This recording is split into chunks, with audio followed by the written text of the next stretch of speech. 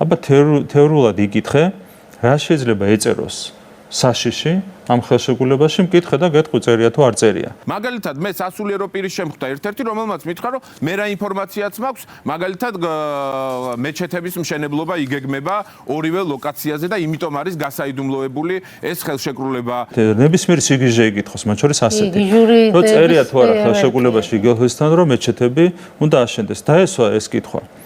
დასვას კითხვა და უპასუხებ, რომ არავით არის მეჩეთების აშენება. ნუ აი ასეთ გიჟურ კითხვებს ქართველი საქართველოს მოქალაქის დასაქმების ვალდებულება არსებობს. ეხლა სამშენებლო პროცესი რაც მიდის ქართულ კომპანიებში, ნინო, იქაც კი უცხო ქვეყნის მოქალაქეები მუშაობენ. რაც ხება დასაქმებას, ხო, 24,000 სამუშაო ადგილი გაშდება მარტო პროექტის განხორციელების პერიოდში და როცა დასრულდება უკვე 8,000 მუდმივი სამუშაო ადგილი გაჩნდება. თქვათ რაღაც კომერციული საიდუმლოება გამოყვებით რა ლოგიკაში. კომერციული საიდუმლოება რაღაცა ფასთან, რაღაც შეთანხმებასთან. მაგალითად, ის ჩანაწერი რომ გაასაჯაროონ საქართველოს მოქალაქეების დასაქმება არის თუ არა სავალდებულო. ეს რომ გაასაჯაროონ, ეს პუნქტი რომ გაასაჯაროონ. აბა რაზე ვსაუბრობთ? გარემოს დაცვა სავალდებულო თუ არა, არის თუ არა გათვალისწინებული ეს ყველაფერი.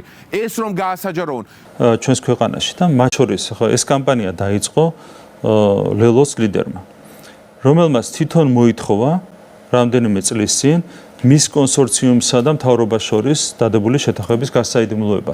და ამაში ვერ გამამტყუნებ, იმიტომ რომ ეს არის პრაქტიკა და სწორი პრაქტიკაა, იმიტომ რომ კომერციული შეთანხმება, თავის შინ არის კომერციული შეთანხმება, იქვემდებარება, რა თქმა უნდა, გასაიდუმლოებას. ტურიზმი. ყობახიძე ამბობს, რომ 10 წლის განმავლობაში ქვეყნის ბიუჯეტში შევა 740 მილიონი დოლარის საბიუჯეტო სახსრები, ხო?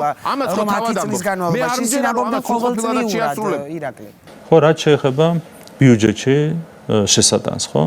გამოვიტანე დეტალურად და ვთქვით, რომ 500 მილიონი შევა მარტო გადასახადების სახით ბიუჯეტში საშუალოწლიურად და ამას დაემატება 200 მილიონი საშუალოწლიური, სწორედ ამ 30%-იანი დივიდენდის ხარჯზე, ხო? ეკონომიკაში წვლილი, რაც დეტალურად არის დათვლილი, იქნება დაახლოებით 11 მილიარდი ლარი. ეს არის მარტო პირდაპირი წვლილი ეკონომიკაში. ირიბი შეიძლება იყოს ამაზე ორმაგზე,